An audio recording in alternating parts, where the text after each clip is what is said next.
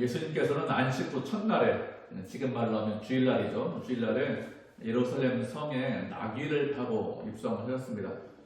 예수님께서 나귀를 타고 입성하시자 사람들이 호산나 다윗의 자손이여 가장 높은 곳에서 호산나 이렇게 소리를 지르고 나귀 위에 자신의 겉옷을 벗어서 깔고 그리고 또 길바닥에도 깔고 종려나무 가지를 흔들면서 소리를 질렀습니다.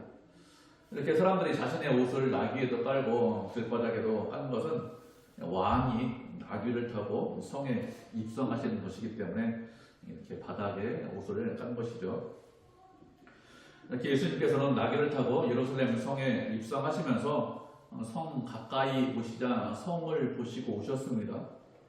성을 보시고 오시면서 하시는 말씀이 너도 평화에 관한 일을 알았으면 좋을 뻔했는데 지금은 숨겨졌다 이렇게 말씀하셨어요. 누가복음 19장에 있는 말씀입니다. 예루살렘에 있는 백성들이 평화가 무엇인지 알지 못하기 때문에 그들에게는 지금은 숨겨져 있기 때문에 그것이 안타까워서 오셨습니다. 진정한 평화가 무엇인지 알았다면 예루살렘이 멸망당하지 않았을 것인데 진정한 평화가 알지 못해서 예루살렘이 완전히 망했죠.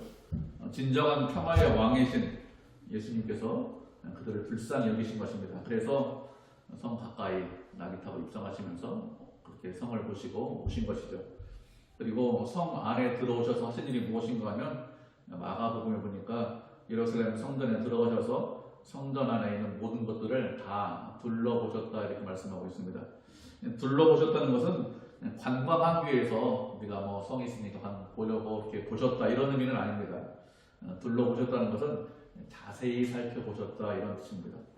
성전에서 무엇을 하고 있는지 어떤 사람들이 있는지 이런 것들을 구석구석 다 살펴보셨습니다. 이렇게 둘러보시고 제자들과 함께 다시 베다니로 가셨습니다. 그날 저녁에 베다니에서 주무시고 그 다음날 다시 예루살렘 성전으로 올라가셨습니다. 예루살렘 성전은 이스라엘 백성들에게는 아주 중요한 장소입니다. 삶의 중심이 예루살렘 성전이에요. 이스라엘 백성들은 유일신이신 하나님을 믿는 그런 신앙을 가지고 있는데 1년에 3번 예루살렘 성전에 올라가서 모든 백성들이 그곳에서 예배를 드려야 했습니다. 이렇게 성전 중심의 신앙을 가지고 살았습니다. 그들의 평생 소원이 무엇이냐? 예루살렘 성전에서 예배드리는 것이 평생 소원이에요. 그렇게 성전에서 예배드리기 위해서 돈을 벌었습니다. 그 당시 이스라엘은 나라가 완전히 망해서 유대인들이 여러 지역에서 흩어져 살았습니다. 예루살렘 가까이, 예루살렘에서 살거나 유대 지방 가까이 사는 사람들은 그렇지 않죠. 그렇지만 멀리서 사는 사람들은 성전에 한번 오려면 오는 데만 2개월이나 3개월 정도 시간이 걸렸습니다. 그렇게 오래 시간 걸리니까 매년 올 수 없죠. 자신의 생업을 버리고 매년 올 수 없기 때문에 평생 돈을 모아요. 그래서 3번이나 9번 정도 옵니다. 그러면 그렇게 그들이 이렇게 열심을 가지고 돈을 모아서 성전에 오려고 하는 이유가 무엇일까요? 그들이 열심을 내서 성전에 오려고 하는 것은 그 성전에, 예루살렘 성전에 하나님께서 계시기 때문에 그렇습니다.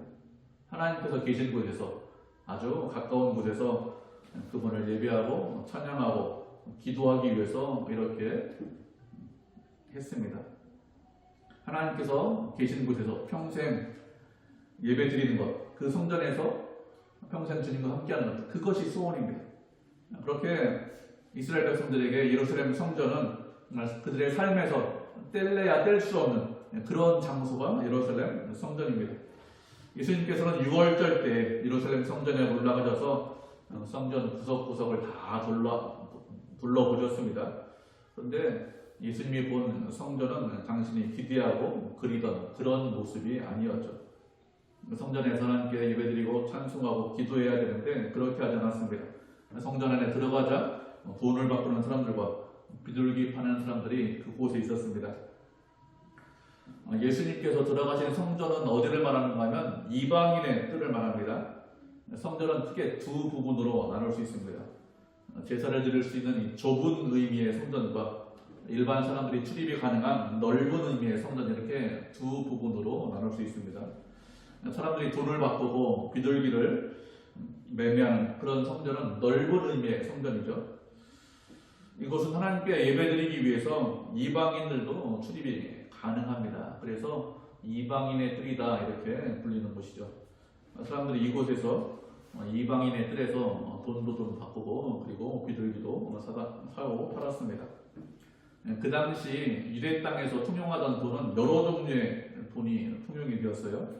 애굽의 돈이나 여러 포로 지역에 많이 있었기 때문에 로마의 돈이나 헬라의 돈 이런 돈들이 통용이 되었고, 그 당시 유대에서 사용되던 유대인들이 사용하던 돈들은 7종류의 돈들을 사용을 했다고 합니다.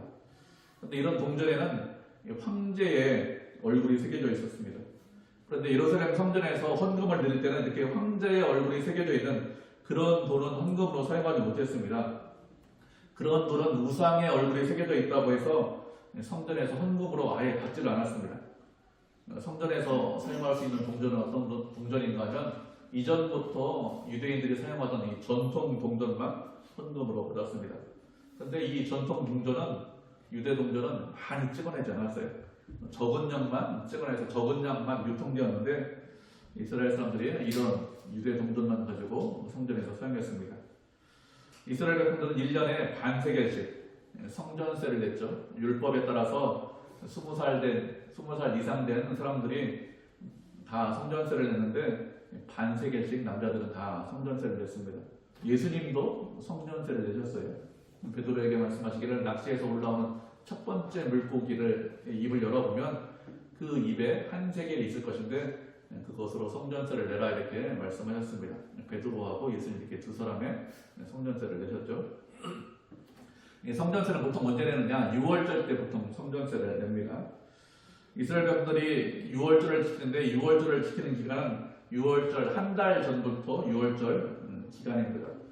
6월절 한 달 전이 되면 환전하는 사람들이 전국 각지에 돌아다니면서 돈을 환전해 줍니다.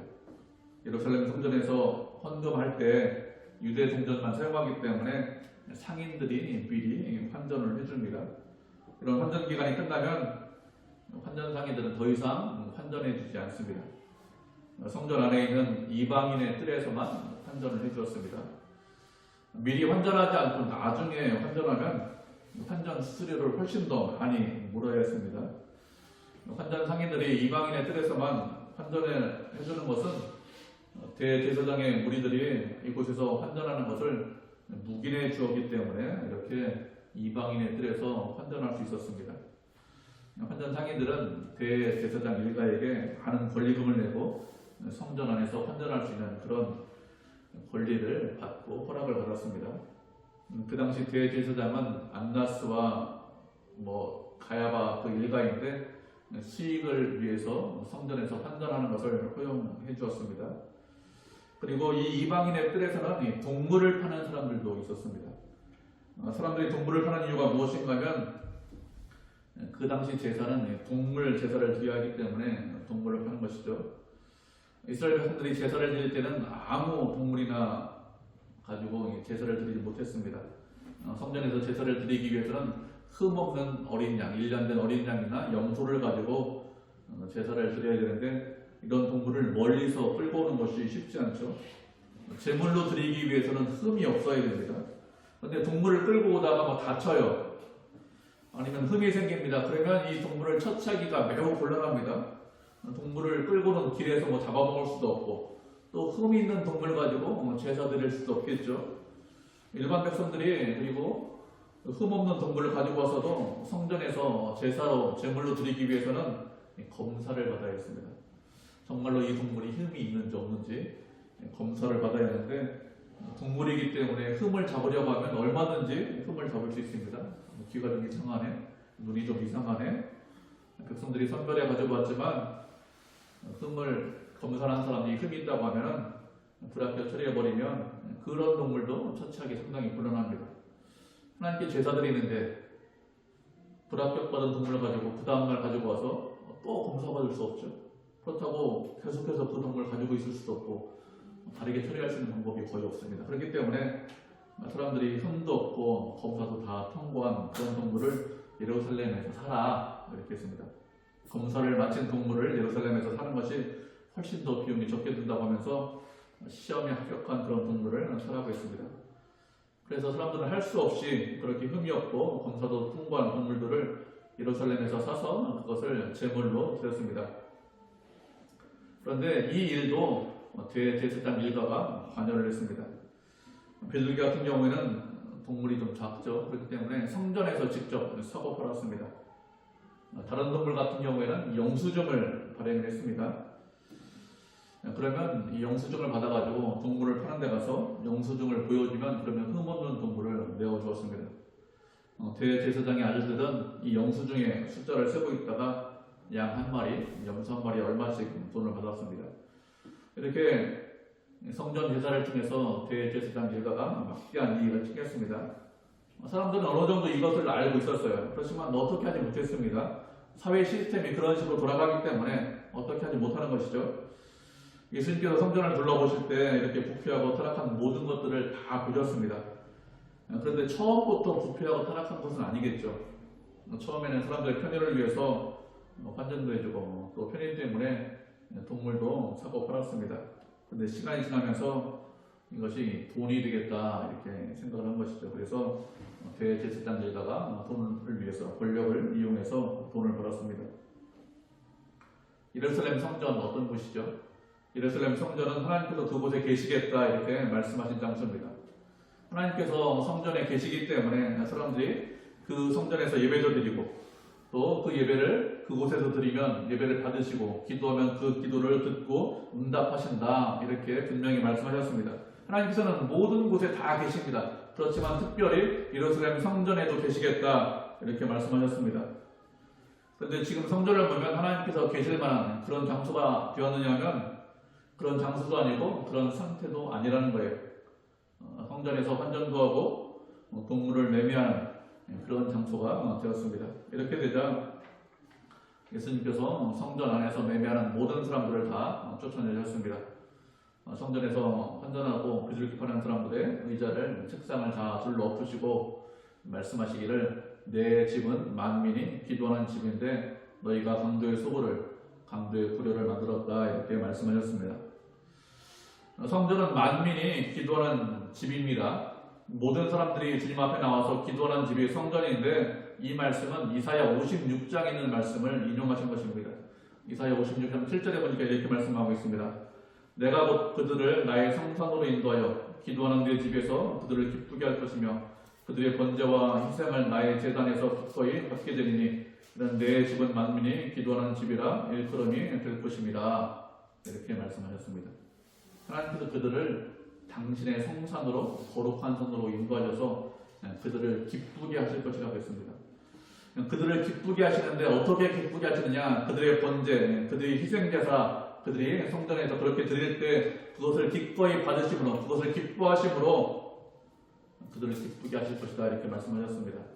여기서 그들이 누구인가 하면 56장 1절부터 살펴보면 그들은 이방인과 고자를 말한 거죠. 하나님께서 이방인들과 고자들의 예배를 받으시겠다는 것입니다. 그런데 율법에 의하면 이방인과 고자는 하나님의 전에 들어올 수 없습니다. 하나님의 전에서 예배할 수 있는 사람이 누구냐? 혈통적으로 유대인들만, 혈통적으로 아브라함의 자손들만 성전에서 예배드릴 수 있지 이방인들은 예배드릴 수 없습니다. 신명기 23장 1절에 보면 고안이 상한 자랑, 은령이 잘린 자는 여호와의 총회에 들어오지 못한다 이렇게 분명히 말씀하셨습니다. 그런데 이사야 말씀을 보면 신명기 말씀과 다르게 이방인과 고자도 성전에 나와서 하나님께 예배드릴 것이고 하나님께서는 그들의 예배를 기꺼이 받으심으로 그들을 기뻐하실 것이다 이렇게 말씀하셨습니다. 이렇게 말씀하시는 것은 성전이라는 것이 단순히 혈통적으로 유대인들만을 위한 유대인들만 예배드리고 유대인들만 기뻐하는 그렇게 기도할 수 있는 그런 곳이 아니라는 것이죠. 하나님께서는 단순히 유대인들만의 하나님이 아니십니다. 세상 모든 사람들의 하나님이시다 이런 뜻입니다. 그래서 내 집은 만민이 기도하는 집이다 그렇게 일컬음 받는다 이렇게 말씀하셨습니다. 하나님께서 성전에서 모든 사람들을 면하시고 모든 사람들의 예배를 받으시고 모든 사람들과 교제하시고 모든 사람들의 기도를 들으시겠다는 것입니다. 그렇게 모든 사람들과 함께 하심을 잘 보여주는 것이 무엇인가 하면 성전에 이방인의 뜰이 있는 것입니다. 이방인의 뜰이 있다는 것이 무슨 뜻이죠? 이방인들의 예배를 받으시기 위해서 이방인의 뜰을 만들라 이렇게 말씀하신 것입니다. 그런데 유대인들은 그렇게 성전을 만들지 않았습니다. 세상 모든 사람들이 하나님께 나와서 예배드리는, 찬송하는, 영광드리는 그런 장소로 만드는 것이 아니라 성전을 강도의 소굴로 만들었습니다. 강도의 소굴이라는 것은 예레미야 7장에 있는 말씀을 인용하신 거예요. 우리가 예레미야 7장 말씀 우리 살펴보도록 하겠습니다. 예레미야 7장 10절 11절 말씀입니다. 구약성경 1061페이지네요. 계속영어로 예레미야 7장 10절 11절 말씀.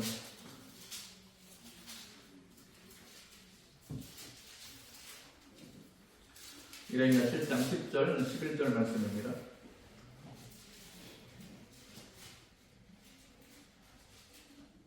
두 절이죠. 우리가 두 절이니까 한 목소리로 같이 읽겠습니다. 시작. 내 이름으로 일컬음을 받는 이 집에 내 앞에 서서 말하기를 우리가 구원을 얻었나이다 하느냐. 이는 이 모든 가정한 일을 하려 함이로다. 내 이름으로 일컬음을 받는 이 집이 너희 눈에는 도둑의 소굴로 보이느냐. 보라, 나 곧 내가 그것을 보아노라. 여호와의 말씀입니다. 아멘. 그 앞에 있는 우리가 읽지 않았지만 7장 4절 말씀을 보면 너희는 이것이 여호와의 성전이라 여호와의 성전이라 여호와의 성전이라 하는 거짓말을 믿지 말라 하겠습니다. 무슨 말씀인가 하면 이스라엘 백성들이 세상에서 온갖 나쁜 짓, 더러운 짓, 추악한 짓, 악행을 다 저질렀습니다. 거짓말하고 우상 숭배하고 힘과 권력을 가지고 있는 사람들이 힘없고 약한 자들을 학대했습니다. 이런 악한 일들을 하면서 그들은 예루살렘 성전에 와서 하나님께 제사드렸죠. 그렇게 예배드리면서 무엇이라고 했는가 하면 우리는 구원받은 백성입니다. 당신의 백성입니다. 구원받았기 때문에 우리가 어떤 일을 해도 아무런 문제가 없고 구원받은 것, 하나님의 백성이라는 것은 없어지지 않습니다. 이렇게 생각을 했습니다. 이렇게 성전에서 예배를 드렸기 때문에 아무런 걱정과 염려와 근심이 없다는 것이죠. 제사를 드렸기 때문에, 예배 드렸기 때문에 악한 일하는 것 다 용서받는다는 것입니다. 이런 백성들 향해서 이것이 여호와의 성전이라 여호와의 성전이라 여호와의 성전이라 하는 거짓말을 믿지 말라고 했습니다. 3번이나 여호와의 성전이라고 하면서 강조했죠. 예루살렘 성전은 분명히 하나님의 성전이 맞습니다. 그런데 이 성전이 하나님의 성전이라는 말이 거짓말이라고 선지자가 외치고 있습니다. 그러면 이 말이 거짓말이라고 하는 이유가 무엇일까요? 이 말이 거짓말이라고 하는 것은 하나님께서 그곳에 계시지 않기 때문에 그렇습니다. 예루살렘 성전이 하나님의 성전이 되기 위해서는 어떻게 해야 하나님의 성전이 될 수 있습니까? 희생제사를 많이 드리면, 모든 사람들이 다 나와서 예배드리면, 그러면 그곳이 하나님의 성전이 될까요? 그렇지 않죠. 예루살렘 성전이 하나님의 성전이 되기 위해서는 하나님께서 그곳에 계셔야, 하나님께서 그곳에 임재하셔야, 그래야 하나님의 성전이 될 수 있습니다. 하나님이 안 계시면 성전이 아니죠. 그 장소가 멋있고 화려할 수 있습니다. 희생제사가 날마다 있습니다. 모든 사람들이 나와서 기도하고 번제 드릴 수 있습니다. 그렇지만 하나님께서 안 계시면 그건 아무것도 아닙니다. 그냥 건물입니다. 멋있고 화려하고 웅장해도 그냥 건물일 뿐이죠. 하나님께서 임재하지 않으시면, 하나님께서 함께하지 않으시면 건물 이상도 그 이하도 아닙니다. 하나님께서 안 계신데 이곳이 하나님의 성전이고 거룩한 곳이라고 하면서 예배 드렸다면 그 말은 거짓말이겠죠. 그래서 하나님이 계신다는 그런 성전, 여호와의 성전이란 그런 거짓말에 속지 말라는 것입니다. 그러면 성전에 하나님께서 안 계신 이유가 무엇이죠? 그것은 성전을 강도의 소굴로, 도둑의 소굴로 만들었기 때문에 그렇습니다. 하나님께서 성전에서 희생제사를 드려라 이렇게 말씀하신 이유가 무엇입니까? 제사를 드리면 세상에서 지은 모든 죄를 다 용서받으니 제사만 잘 드리면 그만이다. 이런 의미로 성전에서 희생제사를 드리라 이렇게 말씀하셨습니까? 만약에 그런 의미로 성전에서 희생제사를 드려라 이렇게 말씀하셨다면 그것은 하나님의 성전이 아니라 도둑의 소굴입니다. 제사 한번 잘 드리는 것으로 내가 잘못한 거 다 용서받았다. 내가 세상에서 온갖 악한 짓, 나쁜 짓 한 것 그냥 성전에서 제사 드리면 다 그만이다 이렇게 생각한다면 그건 성전이 아니라 강도의 소굴이죠. 도둑질하는 거 그냥 방조하고 방치하는 것 뿐입니다. 우리가 예배를 드리면 하나님께서 우리의 예배를 받으십니다. 그리고 우리의 죄도 분명히 용서해 주십니다. 그렇게 죄를 용서해 주시면 우리가 어떻게 살아야 될까요? 세상에 나가서 또 죄 짓습니까? 예배드리면 또 용서해 주실 것이니까 내 마음대로 살자, 이렇게 하라고 예배드려라, 이렇게 말씀하셨나요? 그렇지 않죠? 그렇게 예배드려서 죄 용서받았으면 어떻게 될까요? 그러면 세상에 나가서 싸우셔야 됩니다. 죄와 싸우셔야 됩니다. 예배는 언제부터 예배냐? 우리가 예배를 끝나고 문 밖에 나갈 때부터 또 예배라고 했습니다. 죄와 싸우시고 말씀대로 사셔야 합니다. 그렇게 하면 죄를 안 짓느냐 하면 그런 거 아니죠. 죄를 짓습니다. 실수하고 넘어집니다. 얼마든지 죄 질 수 있습니다. 그래도 죄와 싸우면서 하루하루 날마다 주님과 함께 하시고 주님과 동행하셔야 됩니다. 그런 의미로 예배를 드려라, 이렇게 말씀하신 것이지, 그렇지 않고 예배 한번 드리면 모든 죄 다 용서해 주시고 세상에 나가서 어떤 일을 해도 아무런 문제가 없고 무방하니까 내 마음대로 살다가 죄를 와서 예배 드리고 다 용서받자, 이런 의미로 예배 드리라고 한 것은 아닙니다. 그렇게 생각한다면 하나님께서 우리에게 예배를 드려라 말씀하신 것이 무엇이고 우리의 죄를 용서해 주신다는 것이 무엇인지 알지 못하는 것이죠. 내 집은, 성전은 모든 사람들이 기도하는 집이라고 하셨습니다. 성전은 하나님께 예배드리고 찬송하고 기도하는 것이죠. 하나님을 만나서 교제하는 것입니다. 그렇게 주님을 가까이 하고 주님을 만나서 예배드리고 교제하는 이유가 무엇이죠? 주님과 친밀해져서, 주님과 친해져서 주님을 더욱더 사랑하고 함께하면서 주님을 따라가고 닮아가기 위해서 그렇게 하는 것입니다. 세상에서 주님처럼 살라고요. 내 욕심대로 사는 것이 아니라 주님처럼 살라고 우리가 예배드리는 것입니다. 주님께서는 겸손하고 온유하셨는데 그렇게 겸손하고 온유하게 살라고 우리가 예배드리고 주님 앞에 나와 있는 것이죠. 그런데 예루살렘 성전이 하나님께 예배드리고 주님을 만나는 장소가 아니라 뇌물을 주고받고 서로의 이익을 챙기는 그런 장소가 되었습니다. 세상보다 더한 강도의 소굴이 되었죠. 이렇게 성전이 변질되자 예수님께서 환전하는 사람들 다 쫓아내시고 장사하는 사람들의 상을 다 부셨습니다. 예수님께서 이런 일을 하신 것은 성전이 변질되는 것을 보시고 흥분하셔서 감정이 폭발해서 우발적으로 이렇게 하신 것이 아닙니다. 예수님께서 성전을 정결하게 하신 것은 하나님을 사랑하기 때문에, 그리고 예수님께서 누구이신지 드러내기 위해서 이렇게 하신 것이죠. 이렇게 성전을 정결하게 하신 사건은 요한복음 2장에도 동일한 사건이 기록되어 있습니다. 요한복음 2장에서 무엇이라고 말씀하셨는지 우리가 말씀을 살펴보도록 하죠. 요한복음 2장 13절부터 22절까지 말씀을 살펴보도록 하겠습니다. 신약성경 144페이지네요. 마태마가 누가 요한이죠. 신약성경 144페이지 요한복음 2장 13절부터 22절까지. 한 절씩 교독하도록 하겠습니다. 2장 13절입니다. 유대인의 유월절이 가까운지라 예수께서 예루살렘으로 올라가셨더니 성전 안에서 소와 양과 앞을 입하는 사람들과 가보는 사람들이 앉아있는 것을 보시고 노끈으로 십자가를 만드사 양이나 소를 다 성전에서 내쫓으시고 돈 바꾸는 사람들의 돈을 쏟으시며 상을 엎으시고 비둘기 다른 사람들에게 이르시되 이것을 여기서 가져가라. 내 아버지를 주시고 장사하는 집을 만들지 말라. 제자들이 성경 말씀에 주의 전을 사모하는 열심히 나를 삼키리라 하는 것을 기억하더라. 이에 우리가 자라게 수행하기를 우리가 여러분의 그걸 우리에게 우리에게 예수께서 대답하여 이르시되 너희가 이 성전을 헐라 내가 사흘 동안에 일으키리라. 유대인들이 성전은 43년 동안에 지었거늘 우리가 3일 동안에 일으키겠느냐 하더라.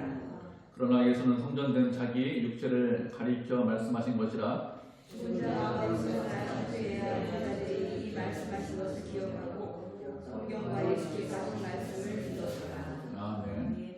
예수님께서 성전을 깨끗하게 하신 사건에 대해서 사도 요한이 무엇이라고 했는가 하면 주의 전을 사모하는 열심 때문에 예수님께서 이런 일을 하셨다고 했습니다.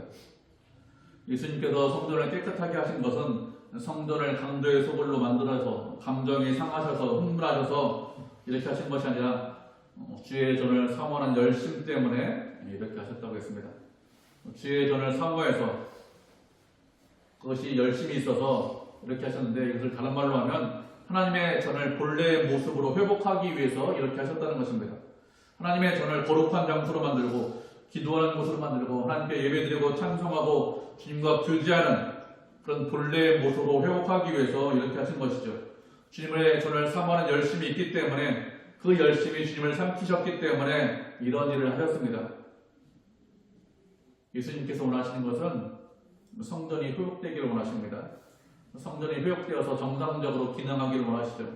강도의 속을 도둑의 소굴이 아니라 주님을 만나고 주님을 교제하고 죄 용서받는 그런 장소가 되기를 원하십니다. 그래서 이렇게 하신 것이죠. 이렇게 예수님께서 성전을 깨끗하게 하시자 유대인들이 나와서 여쭤보았습니다. 당신이 이런 일을 행하는 이유가 무엇입니까? 우리에게 어떤 표적을 보이기 위해서 이런 일을 행합니까? 이렇게 여쭤보았습니다. 다시 말하면 지금 성전에서 행하는 일들이 잘못되었으니까 개혁을 하라는 것입니까? 아니면 제사제도가 있는데 이 제사제도를 좀 수정하라는 것입니까? 무엇 때문에 이런 일을 성전 안에서 하십니까? 이렇게 여쭤봤다는 거예요. 이렇게 묻는 유대인들에게 무엇이라고 하셨는가 하면 성전을 헐어라. 그러면 사흘 만에 다시 일으킬 것이다. 이렇게 하셨습니다. 이것은 성전된 자신의 육체를 가리켜서 이렇게 하신 말씀이죠. 무슨 뜻인가 하면 예루살렘 성전이 누구를 예표하고 있다는 것입니까? 예루살렘 성전이 예수 그리스도를 예표하고 있다는 것입니다.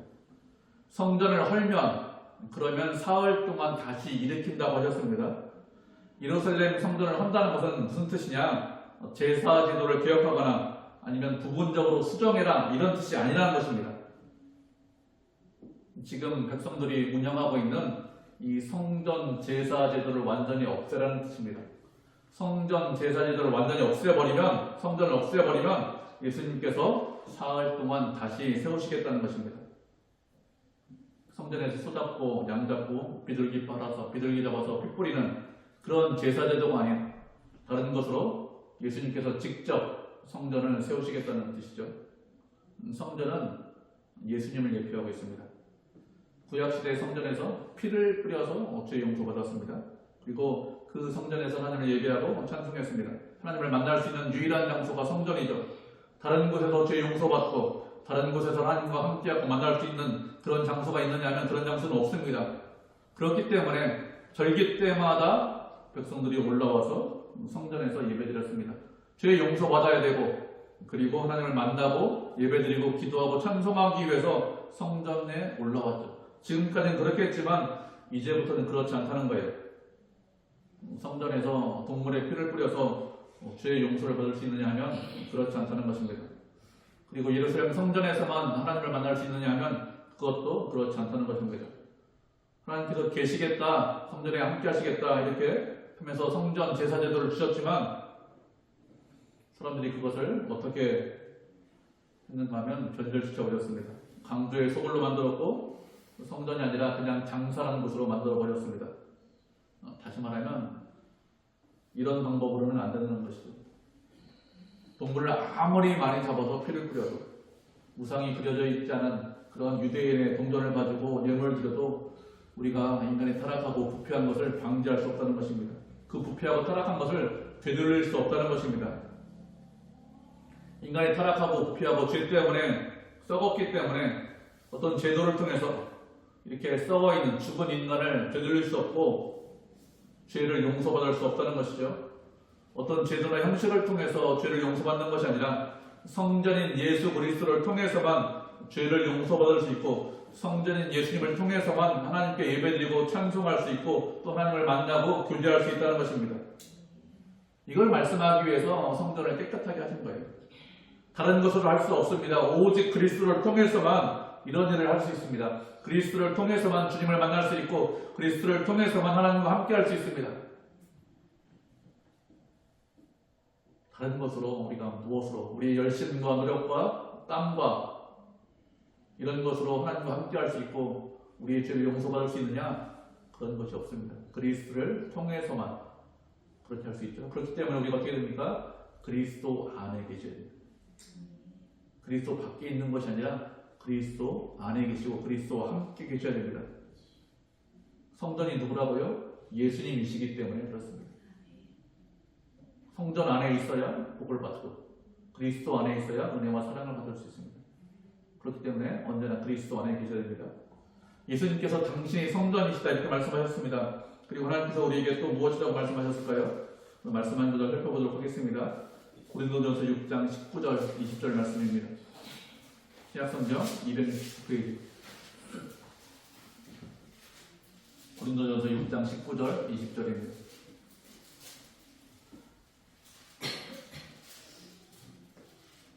두 절에 있고 한 목소리 읽겠습니다. 고린도전서 6장 19절 20절 신약성경 269페이지 두 절이니까 한 목소리 읽죠. 하셨죠? 시작. 너희 몸은 너희가 하나님께로부터 받은 바 너희 가운데 계신 성령의 전인 줄을 알지 못하느냐. 너희는 너희 자신의 것이 아니라 값으로 산 것이 되었으니 그런즉 너희 몸으로 하나님께 영광을 돌리라. 아멘. 19절을 보면 우리의 몸이 성령의 전이라고 했습니다. 다시 말하면 우리가 성전이라는 것이죠. 우리가 성전인 이유가 무엇이죠? 하나님께서 우리 안에 계시기 때문에 그렇습니다. 예수님을 믿으면 누가 우리 안에 계시죠? 성령 하나님께서 우리 안에 계십니다. 하나님이 계신 곳이 성전이라고 했습니다. 우리가 성전된 것은 그냥 성전된 것이 아니라 하나님께서 값주고 사셨기 때문에 성전되었습니다. 값주고 사셔서 우리를 성전으로 되게 하셨기 때문에 성전으로 만드셨기 때문에 우리가 어떻게 될까요?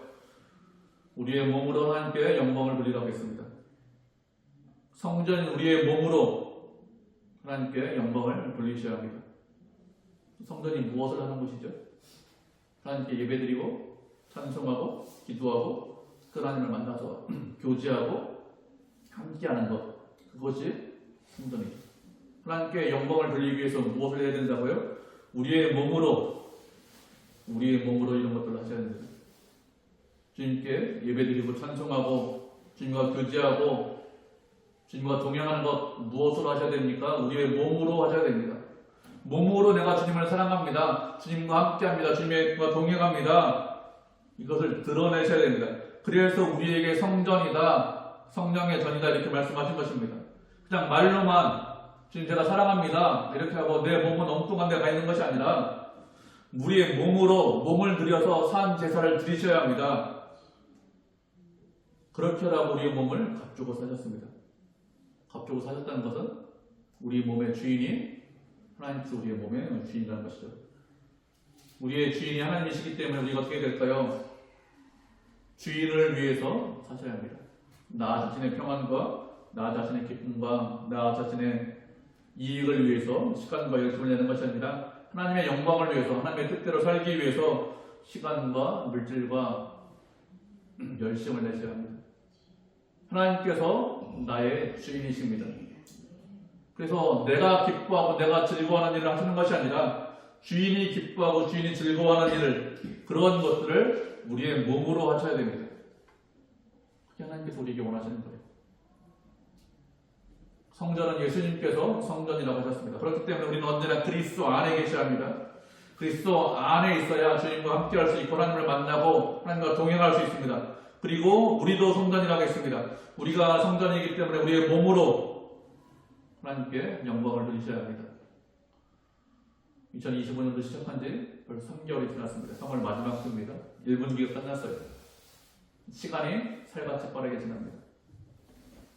그렇게 빨리 지나는 시간 동안에 우리가 주님을 위해서 사셔야 합니다. 시간이 다 지난 이후에, 세월이 다 끝난 이후에 후회하면 그때는 늦죠. 시간이 있을 때, 건강이 있을 때, 기회를 주셨을 때 성전 우리의 몸으로 하나님께 영광을 돌리셔야 합니다. 하나님께서 원하시는 삶을 사셔야 됩니다. 완전히 바뀌지 못하겠지만 하나씩 바꾸어 가셔야 됩니다. 그러니 은혜를 주십니다. 은혜 위에 은혜를 하겠습니다. 조금씩 은혜를 주시고 점점 더 큰 은혜를 주시기 때문에 우리의 삶을 주님에게 더 가까이 가셔야 됩니다. 그렇게 우리의 몸으로 하나님께 영광을 돌리고 하나님을 만나고 교제하고 주님을 따라가고 닮아가는 그런 성도, 그런 교회가 되기를 주님의 이름으로 축복을 드립니다.